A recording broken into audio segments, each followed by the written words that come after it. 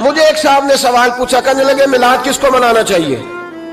میں نے کہا اس بیٹی کو منانا چاہیے میلاد جو زندہ ہوتی تھی تو دفن کر دیا جاتا تھا، پر میرے رسول نے فرمایا اب جو بیٹی پالے گا نا میں اس کا بازو پکڑ کے جنت میں ساتھ لے کے جاؤں گا۔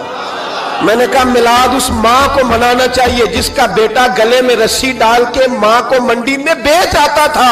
میرے مصطفیٰ کریم نے فرمایا جنت 7 آسمانوں کے اوپر سدرۃ المنتہا کے پاس تھی، پر میں نے وہاں سے کھینچ کے لا کے ماں کے قدموں کے نیچے رکھ دی ہے۔ میلاد اس باپ کو منانا چاہیے جس کی اولاد ڈنڈوں سے مارتی تھی، پر رسول کریم علیہ السلام نے فرمایا سن لو سن لو سن لو، اب جس کا ابا راضی ہوگا اسی کا اللہ راضی ہوگا۔ میں نے کہا میلاد اس غریب کو منانا چاہیے جو بھینس کی طرح بکری کی طرح منڈی میں بکتا تھا، پر مصطفیٰ نے کالے رنگ والے حبشی غلام کو سینے سے لگا کے کہا غریبوں کو چھوٹا نہ سمجھنا، میں اللہ کا رسول جب جنت میں جاؤں گا تو آگے بھی غریب ہوں گے، پیچھے بھی غریب ہوں گے، دائیں بھی غریب ہوں گے، بائیں بھی غریب ہوں گے۔ فرمایا امیر ویٹنگ لسٹ میں ہوں گے، 500 سال بعد جنت میں جائیں گے، غریبوں کے لیے جنت کے دروازے 500 سال پہلے ہی کھلوا دوں گا۔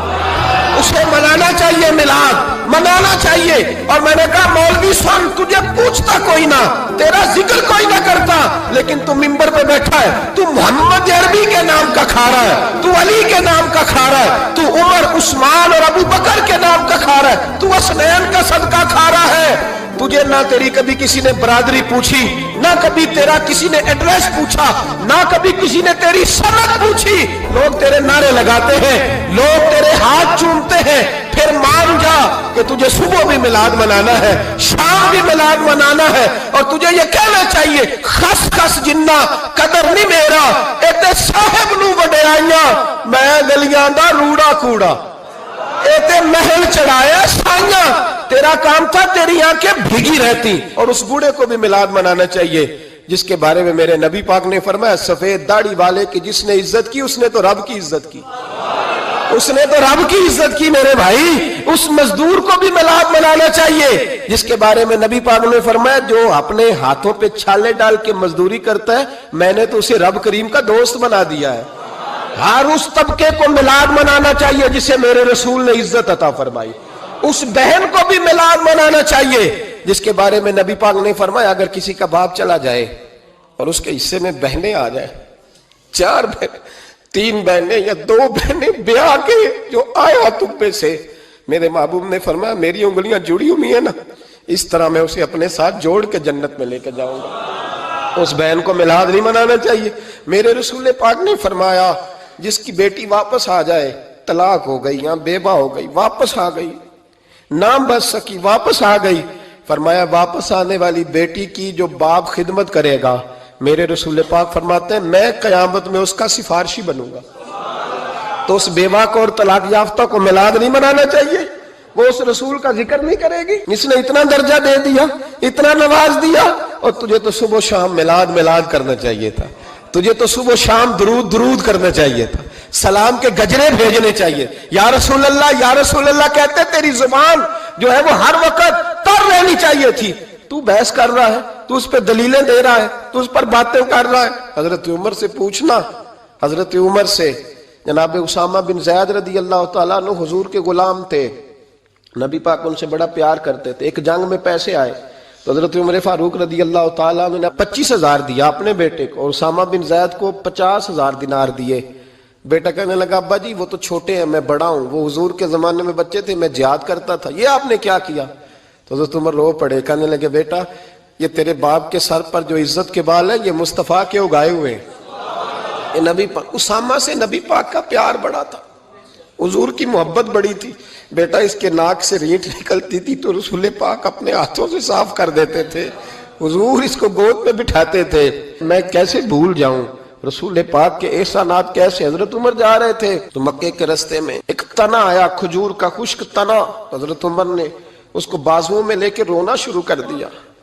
عمر کیا ہوا؟ کہنے لگے یہاں تو میں اونٹ چرایا کرتا تھا، یہاں، اور میرا باپ مجھے مارا کرتا تھا، دیکھو آج عمر نعرہ لگاتا ہے تو کیسر و کسرا کام، او بھائی اصلہ نال جے نیکی کریے، ہاں اصلہ نال جے، اصلہ نال جے نیکی کریے تے وہ نسلاں تاک نہیں بھول دے ہاں بے اسلام نال نیکی کریے تے پھول کنڈیاں نال تول دے. اور سن تیری دنیا بھی حضور کے صدقے بنی اور تیری قبر میں بھی کوئی ساتھ نہیں جائے گا, کوئی ساتھ نہیں جائے گا. قبر میں بھی مصطفیٰ کریم صلی اللہ ہو. اور دیکھنا قبر کے اندر بھی کبھی کوئی گیا ہے؟ قبر میں بھی رسول پاک, قبر میں بھی رسول پاک, قبر میں بھی رسول پاک. میرے استاد فرمایا کرتے تھے بتاؤ جس قبر میں نبی پاک آئیں گے وہاں عذاب کیا ہونا ہے؟ جب حضور ہی آ گئے تو عذاب کیا ہونا ہے؟ نبی پاک تو جدھر سے گزر جائیں رب وہ جگہ جنت بنا دیتا ہے. وہاں کیا عذاب ہونا ہے؟ وہاں تو دیدار ہونا ہے. تیری قبر میں بھی نبی پاک. اور حضور نے فرمایا میزان عمل پہ عمل تولیں گے تو پھر بھی میں تمہارے پاس ہوں گا.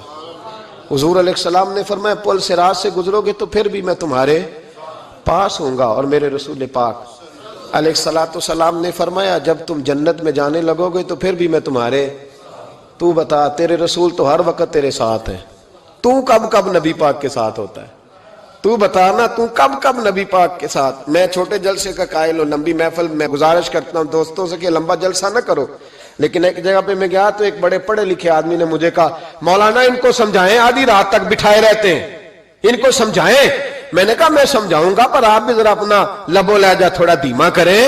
تو پوری رات نہیں نبی پاک کے لیے جاگا اور میرے رسول تو ساری حیات تیرے لیے جاگتے رہے, ساری رات محبوب نے. کیا کہتے ہیں بریلی کے امام اعلی حضرت فرماتے ہیں ان کی مہک نے دل کے غنچے کھلا دیے, وہ جس راہ چل دیے ہیں کوچے بسا دیے ہیں, میرے کریم سے گر قطرہ کسی نے مانگا دریا بہا دیے, دربے بہا دیے ہیں. اور اللہ کیا جہنم اب بھی نہ سرد ہوگا؟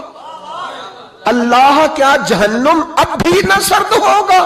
رو رو کے مصطفیٰ نے دریا بہا دیے, رو رو کے مصطفیٰ نے. اور پھر کہنے لگے رو رو کے مصطفیٰ نے ان کے نثار کوئی کیسے ہی رنج میں ہو جب یاد آ گئے ہیں سب غم بھلا دیے, جب یاد آ گئے ہیں سب غم. اسی لیے تو ہم کہتے ہیں میلاد کھل کے مناؤ. رسول پاک کا میلاد بہانے کرتے ہیں, بہانے وہ کرتا ہے جس نے کام نہیں کرنا ہوتا, جس نے کرنا ہوتا ہے وہ بہانے. اعلیٰ حضرت نے جو پروگرام دیا وہ بڑا لمبا چوڑا ہے, کب تک کا تجھے کیا بتائے. اعلیٰ حضرت فرما گئے حشر تک ڈالیں گے ہم, حشر تک ڈالیں گے ہم پیدائش مولا کی دھوم, اور مثل فارس نجد کے قلعے گراتے جائیں گے اور خاک ہو جائیں عدو جل کر, مگر ہم تو رضا دم میں جب تک دم ہے ذکر ان کا سناتے جائیں.